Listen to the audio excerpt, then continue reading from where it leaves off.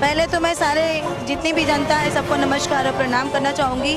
और साथ में ये एगो तरीका बा कि कैसे सामूहिक विवाह करल जा, गरीबन के एगो मदद करे के बहुत बढ़िया तरीका गोपाल भैया खोजले बाड़े। जेमन की सामूहिक विवाह तो होते बा, साथ में जैसे बड़का बड़का घर के लोग अपना बिटिया के बियाह करे ले तो बड़का बड़का स्टार के बुलावे ले। यहाँ पे जो बा इतनी सारी गरीब बिटिया के शादी में पूरा इंडस्ट्री के स्टार आवता। एक गोपाल भैया की सोच बा, कौनो परेशानी ना बा। बलिया में कई साल से हो रहा बा।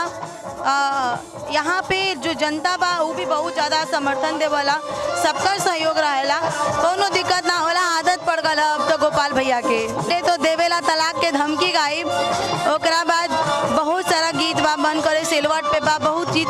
समय बहुत कम मिला था, 15-20 मिनट तो उमन हम सीधा छक्का मारब। 2020 का गेम ना है। कामना बा सबके और अपन नया साल नए तरीके से मनाई जा। पुराना जितना दुश्मनी रहे ओके ख़त्म कर दी जा और नया साल में नया दोस्त बनाई, नए तरीके से ज़िंदगी की जी और बढ़िया से एंजॉय करी जा। Thank you Nisha ji. Happy new year to all.